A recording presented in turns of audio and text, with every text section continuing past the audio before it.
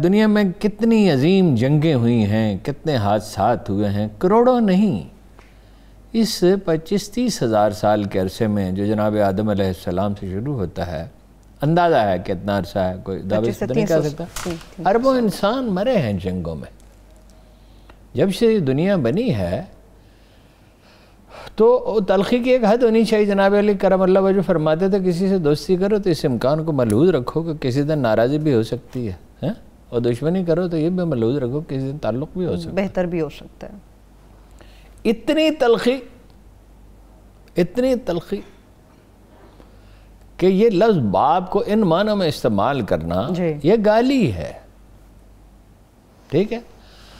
اب کیا اسٹیبلشمنٹ ہی ذمہ دار ہے ساری چیزوں کی؟ اس پالیٹکس میں پیپلز پارٹی اپنا کھیل کھیل رہی ہے، نون لیگ اپنا کھیل کھیل رہی ہے، اپنے فائدے بھی اٹھا رہی ہے۔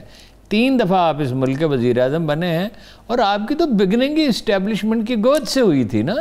اگر تسلیم کریں تو نہ تسلیم کریں، یہ پانی کی بوتل ہے، کوئی تسلیم کرے یا نہ کرے، یہ پانی کی بوتل ہے۔ دنیا کے 7 ارب آدمی کہیں گے یہ پانی کی بوتل نہیں ہے، مگر پھر بھی یہ پانی کی بوتل ہی رہے گی، ٹھیک ہے۔ بات یہ ہے کہ ضیاء الحق نے جنرل جیلانی نے بنایا نا، اور 99 تک تو وہ ضیاء الحق کی قبر پہ جا کے کہتے رہے کہ میں اس کے جو ہیں، اس کا آغاز بڑا دلچسپ ہوا تھا، میں ان کے ضیاء الحق کے جو مقاصد انہیں پورا کروں گا، ان شارٹ ان کے مشن کو آگے لے کے، ٹھیک ہے۔ اور پیپلز پارٹی کے بارے میں کتنی تلخ باتیں، یہ کہاں سے آ گئی ہے، یہ غدار ہیں، اس کا باپ غدار تھا۔ ضرورت کے تحت موقع بنائے جاتے ہیں نا، ٹھیک ہے۔ تو بھٹو صاحب کہاں سے آئے تھے؟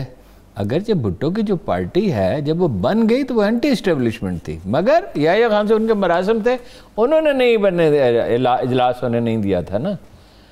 پھر بھی یحییٰ خان جیسے ہی آگے انہوں نے اسٹیبلشمنٹ سے تعلقات استوار کر لیے اور اسے استعمال کیا ان تعلقات کو شیخ مجیب الرحمان کے خلاف۔ آج تک ہم اس کی قیمت ادا کر رہے ہیں، اور کتنی بھاری قیمت ادا کی، ملک ٹوٹ گیا۔ تو یہ رہیں گے اکٹھے ہی ابھی اب نون لیگ یہ چاہتی ہے کہ پیپلز پارٹی الگ ہو جائے، اچھا، اور پیپلز پارٹی چاہتی ہے کہ وہ الگ نہ ہو، لیکن پلان بی میرے خیال میں جو میں گیس کر سکتا ہوں، اس میں اتنا انفارمیشن کرنی ہے، گیس کرنے کا ہے، وہ الگ ہوئی اگر تو اے این پی کو ساتھ لے جانے کی کوشش کرے گی، اور دوسری جماعت اسلامی کو بھی کوشش کرے گی۔ جماعت اسلامی میرا خیال ہے نہیں جائے گی، لیکن وہ کوشش کرے گی، ٹھیک۔ اچھا، اب یہ جو انہیں صدمہ بہت لگا ہوا ہے نا اس کا، کہہ رہے نواز شریف سے کہتے تو وہ دے دیتا، ہاں، درخواست کرتے تو وہ دے دیتے۔ بات انہوں نے کی نہیں تھی اسحاق ڈار سے۔ اسحاق ڈار نے کہا میں پیغام بھی نہیں دے سکتا میاں صاحب کو، مغل بادشاہ ہے نا، اس ملک میں ہر حکمران مغل بادشاہ ہوتا ہے قائد اعظم کے بعد، چاند ایک کے سوا، خود کو حکمران خاندان۔ حکمران خاندان کیا ہوتا ہے؟ رسول اللہ نے اپنے جناب رسالت مآب صلی اللہ علیہ وسلم نے اپنے خاندان والوں سے کہا میں نہیں تمہیں بچا سکتا، حالانکہ وہ تو کیسے لوگ تھے، کس اخلاقی عظمت کے لوگ تھے، ایسے عبادت گزار اور ہمدرد اور غم گسار تمام لوگوں کے۔ بدلے آپ حکمران خاندان تو کتنے گئے، وہ اس کا ابو ادھم کا واقعہ ہے، بادشاہ تھے وہ۔ اب اس میں کہانی میں زیب داستاں کتنا ہے، مگر بہرحال یہ کوٹ بہت کیا جاتا ہے کہ ایک آدمی ان کے مکان کی چھت پہ چڑھا ہوا، محل کی چھوٹی سی ریاست تھی، تو کسی طرح وہ چھت پہ پہنچ گیا۔ انہوں نے کہا کہ یہاں کیا تلاش کر رہے ہو؟ اس نے کہا اچھا، ابو ادم تھے بہت اچھے آدمی، اس نے کہا میرا اونٹ گم ہو گیا تھا، وہ ڈھونڈنے آیا۔ انہوں نے کہا چھت پہ اونٹ؟ اس نے کہا تخت پہ بیٹھ کے خدا کو ڈھونڈتے ہو؟ تو میں اونٹ نہ ڈھونڈوں، اونٹ چھت پہ نہیں ڈھونڈ سکتا، اتنی لاجیکل بات۔ اور ایک واقعہ یہ ہے کہ انہوں نے کہا، دستک دی اور کہا کہ میں رات یہاں سونا چاہتا ہوں۔ انہوں نے کہا، پہرے دار نے کہا دماغ چل گیا ہے، بادشاہ کا محل ہے، رات سونا چاہتے ہو؟ تو وہ خیر شور شرابہ ہوا، تو بادشاہ نے کہا کیا درویش کیا کہتا ہے؟ کہتا ہے رات کو یہاں سونا چاہتا ہوں۔ تو اس نے کہا بھائی یہ میرا محل ہے، یہ کوئی سرائے ہے؟ اس نے کہا یہ آپ نے بنایا ہے؟ اس نے کہا نہیں۔ کہ آپ کا والدہ گرامی نے بنایا؟ کہ نہیں۔ آپ کے دادا جان نے بنایا؟ نہیں۔ آپ کے لکڑ پردادا نے بنایا نہیں، آپ کے لکڑ دادا نے بنایا نہیں. کہاں گئے؟ ان کا وہ چلے گئے. وہ 890 میں میرے جو وہ بانی تھے سلطنت کے وہ فوت ہوئے، اور 915 میں دوسرا، اور پھر اسی طرح وہ بتایا 2 صدیوں میں جو ہے وہ سارے لوگ جو ہے وہ چلے گئے.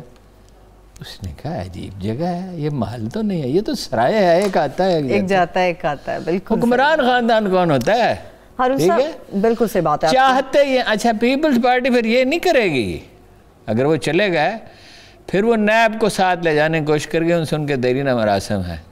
اچھا. پھر وہ مینگل گروپ کو ساتھ لے جانے کی کوشش کریں. کامیابی کتنی ہوگی میں نہیں کہہ سکتا. جماعت اسلامی کے لیے ٹرائی کریں گے. اچھا یہ جو عہدہ ہے اپوزیشن لیڈر کا، کیوں کہنے کو چھوٹا ہے ان کے مطابق، وہ ابھی دیکھو غور کیا، پوچھا جاننے والوں سے پتہ چلا یہ تو بہت بڑا عہدہ ہے. یہ تو سب چھوٹا چھوٹا کہتے، چھوٹا سا نہیں. دیکھیے نا وہ 6-7 کمیٹیاں جو اپوزیشن لیڈر بناتا ہے. اچھا.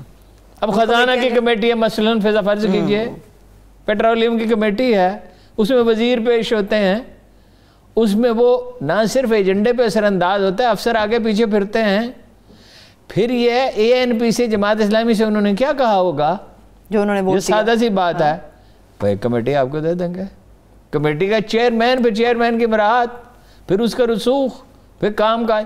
یہ کس معاشرے میں ہم رہتے ہیں؟ آپ نے غور، یہ پیٹرنیج کی سوسائٹی ہے.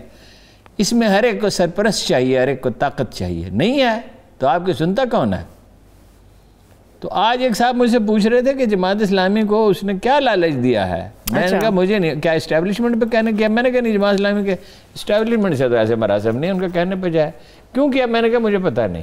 وہ اتفاق سے پھر اندازہ ہوا کہ یہی انہیں آفر دی ہوگی، اور دلیل جو دی جماعت اسلامی والوں نے وہ ٹھیک ہے کہ میجورٹی پارٹی ہے. اچھا اب وہ دلاور گروپ کی بات کی کہ ان کے اچھا دلاور بیب کے لوگ جو کل میں نے آپ سے کہا تھا کہ کچھ حکومت والے بھی وہ یہی تھا نا، سیاست یہی ہوتی ہے، جوڑ توڑ ہوتا ہے. ہارون صاحب جو اس کے زرداری صاحب نے اسٹیبلشمنٹ سے نامہ پیام کر کے جو یوسف رضا گیلانی والے معاملے میں ایک مہلت موقع پایا، اور موقع پا کے جو اس کو دھچکا لگا، اس کے بعد عمران خان نے اور طرح سے سوچنے شروع کیا. وہ جو اجلاس جو ہوا، طرز فکر تبدیل ہوا، کچھ اس کے سوچنے کے انداز میں. یہ اجلاس جو ہوا بزدار پہ ویسے ڈٹے ہوئے ہیں اعظم خان پہ. میں آتی ہوں بزدار صاحب پہ، لیکن اس اجلاس میں بات کیا ہوئی؟ اس اجلاس میں جو ہماری معلومات ہیں وہ یہ ہیں، ذرا یہ کہہ رہے ہیں کہ ان کے ساتھیوں کی اکثریت نے کہا کہ پیپلز پارٹی سے ورکنگ ریلیشن شپ قائم کریں. میں نے کل بھی کہا تھا اتحاد نہیں، ورکنگ ریلیشن شپ. ریاستی ادارے بھی یہی کہہ رہے ہیں، یہی انہیں سازگار ہے. لیکن خان صاحب سنتے تو کم ہی ہے نا.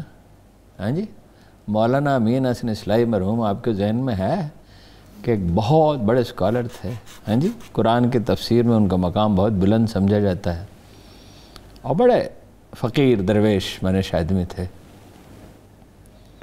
تو ان کی سماج جو ہے وہ خراب ہو گئی. کان عمر بڑھنے کے ساتھ ہو ہی جاتا ہے. تو کسی نے اس سے مزہ بڑی کمال کی تھی. کسی نے کہا کہ مولانا کیا ہوا؟ کہنے لگے میرا خیال ہے اللہ نے کہا کہ سنتا تو یہ کسی کی ہے ہی نہیں، تو اس کو سماعت کی کیا ضرورت ہے.